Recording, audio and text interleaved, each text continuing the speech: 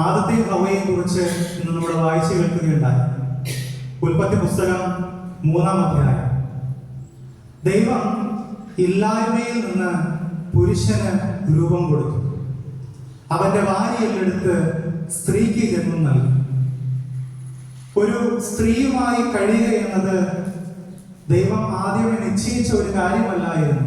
പുരുഷന് ജന്മം കൊടുത്തു. പുരുഷന് ജന്മം കൊടുത്ത് ആ വ്യക്തി ദൈവത്തോടുകൂടെ ആയിരിക്കണമെന്ന് ദൈവം ആഗ്രഹിച്ചു. എന്നാൽ അവൻ ആരുമില്ലാത്തതുപോലെയുള്ള ഒരു അനുഭവം ഹൃദയത്തിൽ സൂക്ഷിച്ചു. തൊട്ടടുത്ത് ദൈവം ഉണ്ടായിട്ടും ആരുമില്ല എന്നുള്ള ഒരു തോന്നൽ അവന്റെ മനസ്സിലുണ്ടായി. അതുകൊണ്ട് ദൈവം അവനൊരു തുണയെ നൽകാൻ തീരുമാനിച്ചു. ഇവര് തുണയ്ക്ക് വേണ്ടിയിട്ട് സൃഷ്ടിച്ച എല്ലാത്തിനെയും അവന്റെ മുമ്പിൽ കൊണ്ട് കാണിച്ചു. ഭൂമിയിൽ അന്നുണ്ടായിരുന്ന എല്ലാത്തിനെയും കാണിച്ചു. സസ്യങ്ങളെ കാണിച്ചു, മൃഗങ്ങളെ കാണിച്ചു, ജന്തുക്കളെ കാണിച്ചു, പക്ഷികളെ കാണിച്ചു. ഇതൊന്നിനും ഒരു നല്ല തുണയാകുവാനായിട്ട് കഴിഞ്ഞില്ല. ഒന്നിനും അവന് സംതൃപ്തി കണ്ടെത്താൻ സാധിച്ചില്ല. അവസാനം ദൈവം ചേർന്ന ഒരു ഇണയെ അവന് കൊടുത്തു. ഒരു സ്ത്രീയെ ഇണയായിട്ട് ദൈവം കൊടുക്കുകയാണ്. അങ്ങനെയാണ് സ്ത്രീക്ക് ദൈവം ജന്മം കൊടുക്കുന്നത്. എന്തായാലും സ്ത്രീയും പുരുഷനും ദൈവത്തോടു കൂടെ ജീവിക്കണമെന്ന് തന്നെയായിരുന്നു ദൈവത്തിന്റെ പദ്ധതി. ദൈവം പറഞ്ഞു, നിങ്ങൾ ഈ ഏദൻ തോട്ടത്തിൽ ഈ പർദീസയിൽ കാണുന്ന എല്ലാ വൃക്ഷങ്ങളിൽ നിന്നും ഭക്ഷിച്ചുകൊള്ളുക. തോട്ടത്തിന്റെ നടുവിലുള്ള ഈ വൃക്ഷത്തിൽ നിന്ന് ഭക്ഷിക്കരുത്. പ്രിയപ്പെട്ടവരെ, ഇത് കഥയാണോ ഉള്ളതാണോ എന്നതല്ല അതിന്റെ പ്രാധാന്യം. നമ്മൾ ചിന്തിക്കേണ്ടത്, ദൈവം ഒരു വാക്ക് പറഞ്ഞു. ആ പറഞ്ഞ വാക്ക് ഹൃദയത്തിൽ സൂക്ഷിക്കാൻ ആദത്തിനും ഹവ്വയ്ക്കും സാധിച്ചില്ല. ഈ വചനം അവരുടെ ഉള്ളിൽ ഉണ്ടായിരുന്നെങ്കിൽ, ദൈവം പറഞ്ഞ ഈ വചന ഹൃദയത്തിൽ സൂക്ഷിച്ചുവെങ്കിൽ അവർക്കൊരിക്കലും തെറ്റുപറ്റുകയില്ലായിരുന്നു. സാത്താൻ പറഞ്ഞാലും ചുറ്റുമുള്ള ആര് വന്ന് പറഞ്ഞു കഴിഞ്ഞാലും അതവരെ ബാധിക്കാൻ പോകുന്നില്ല. കാരണം ദൈവത്തിന്റെ വചനം ഉള്ളിൽ കിടക്കുന്നു. ദൈവത്തിന്റെ വചനം ഉള്ളിൽ കിടക്കുന്ന വ്യക്തിക്ക് ദൈവമാണ് പ്രധാനം. മറ്റുള്ള ആര് പറഞ്ഞാലും എന്ത് പറഞ്ഞാലും അവർ അത് കൂട്ടാക്കുകയില്ല. കാരണം ദൈവത്തിന്റെ വചനമാണ് പ്രാധാന്യം.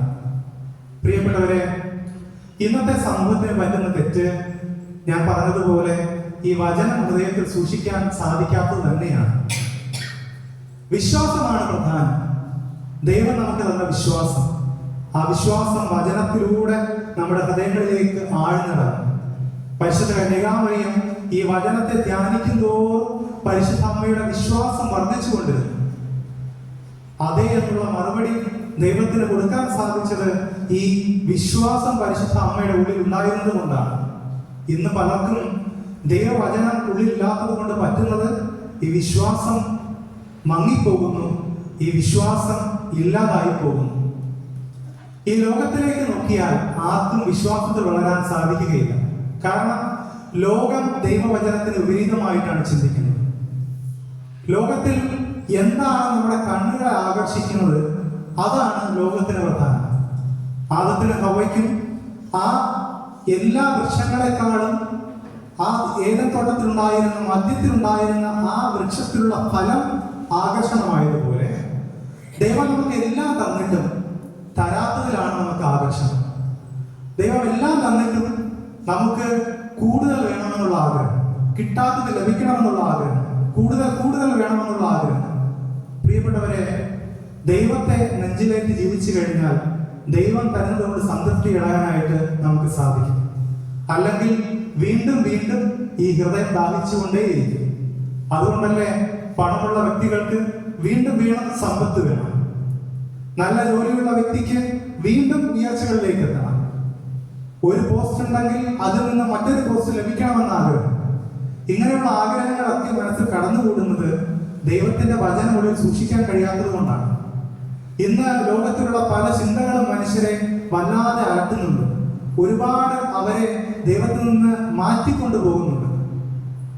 എന്തുകൊണ്ടാണ് ഇത് സംഭവിക്കുന്നത്? ദൈവവചനമില്ലാത്തത് കൊണ്ട് തന്നെയാണ്. ചിന്താഗതികൾ നമ്മളെ വഴിതെറ്റിച്ചെന്ന് വരാം. ഈ ലോകത്തിലെ പല ചിന്തകളും നമ്മളെ വഴിതെറ്റിച്ചെന്ന് വരാം. ഇന്ന് നമ്മുടെ വിശ്വാസികളുടെ സമൂഹത്തിൽ നിന്ന് തന്നെ പല വ്യക്തികളും മറ്റു പല സെക്റ്റിന്റെ കൂടെയും പോകുന്നെങ്കിൽ, മറ്റു പല ആചാരങ്ങളുടെയും അനുഷ്ഠാനങ്ങളുടെയും പുറകെ പോകുന്നുണ്ടെങ്കിൽ വിശ്വാസം മങ്ങിപ്പോയത് കൊണ്ടാണ്.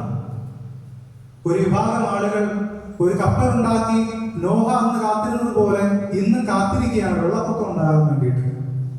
മറ്റു ചിലരാകട്ടെ ദൈവപുത്രൻ ജനിച്ചു കഴിഞ്ഞെങ്കിലും ഇന്നും ജനിക്കാൻ പോകുന്ന രക്ഷകന് വേണ്ടി കാത്തിരിക്കുകയാണ്. എന്തുകൊണ്ടാണ് ഇങ്ങനെ അബദ്ധങ്ങൾ സംഭവിക്കുന്നത്? എന്തുകൊണ്ടാണ് ഇങ്ങനെ തെറ്റായ വിശ്വാസത്തിലേക്ക് മനുഷ്യർ പോകുന്നത്? ദൈവവചനങ്ങളില്ലാത്തത് കൊണ്ടാണ്. പ്രിയപ്പെട്ടവരെ, ദൈവത്തിന്റെ വചനം നമ്മൾ ധ്യാനിക്കുക. അനുദിനം ഈ വചനത്തിന്റെ അടിസ്ഥാനത്തിൽ നമ്മുടെ ജീവിതത്തിൽ മാറ്റം വരുത്തുക.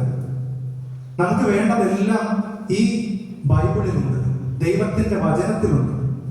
പ്രിയപ്പെട്ടവരെ, ദൈവത്തെ ഇന്ന് കണ്ടെത്താൻ സാധിക്കുന്ന ഒരു ഉത്തമ മാർഗം എന്ന് പറയുന്നത് ദൈവത്തിന്റെ വചനം തന്നെയാണ്. ഉൽപ്പത്തി പുസ്തകം തുടങ്ങി വെളിപാട് പുസ്തകം വരെ ജീവിക്കുന്ന ക്രിസ്തുവിനെ നമുക്ക് കാണാൻ സാധിക്കും. ഞാൻ നിങ്ങൾക്ക് ബോധ്യമുണ്ടാകാൻ വേണ്ടിയിട്ട് ആദ്യവും അവസാനവും ഒന്ന് വായിക്കുകയാണ്. ഉൽപ്പത്തി പുസ്തകം വളരെ അധികം തവണ നമ്മൾ കേട്ടിട്ടുള്ള ദൈവവചനമാണ്, എങ്കിലും കേൾക്കുമ്പോൾ വീണ്ടും ശക്തി. അതുകൊണ്ട് ഒന്ന് വായിക്കുകയാണ്. ഉൽപ്പത്തി പുസ്തകം 1-ാം അധ്യായം 1-ാം വാക്യം. ആദിയിൽ ദൈവം ആകാശവും ഭൂമിയും സൃഷ്ടിച്ചു. ഭൂമി രൂപരഹിതവും ശൂന്യവുമായിരുന്നു. ആഴത്തിനു മുകളിൽ അന്ധകാരം വ്യാപിച്ചിരുന്നു. ദൈവത്തിന്റെ ചൈതന്യം വെള്ളത്തിന് മീതെ ചലിച്ചുകൊണ്ടിരുന്നു.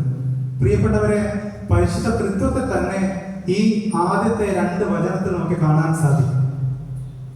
സൃഷ്ടിക്കുന്ന ദൈവപിതാവ് ഉണ്ടാകട്ടെ എന്ന വചനം മുന്നിലേക്ക് വരുന്നു. ദൈവപുത്രൻ തന്നെ ഉണ്ടാകട്ടെ എന്നുള്ള ആ വചനത്തിൽ നമുക്ക് കാണാൻ സാധിക്കുന്നു. വെള്ളത്തിന് മീതെ ചലിക്കുന്ന പരിശുദ്ധാത്മാവിനെ നമുക്ക് കാണാൻ സാധിക്കുന്നു. ഏറ്റവും അവസാനത്തെ വെളിപാട് പുസ്തകം ഏറ്റവും അവസാനത്തെ വാക്യം ഇങ്ങനെയാണ് അവസാനിക്കുക: കർത്താവായ യേശുവിന്റെ കൃപ എല്ലാവരോടും കൂടെ ഉണ്ടായിരിക്കട്ടെ. പ്രിയപ്പെട്ടവരെ, ഈ 2 വാക്യങ്ങൾക്കുള്ളിൽ ക്രിസ്തുവിനെ അല്ലാതെ മറ്റാരെയും നമുക്ക് കണ്ടെത്താൻ സാധിക്കുകയില്ല.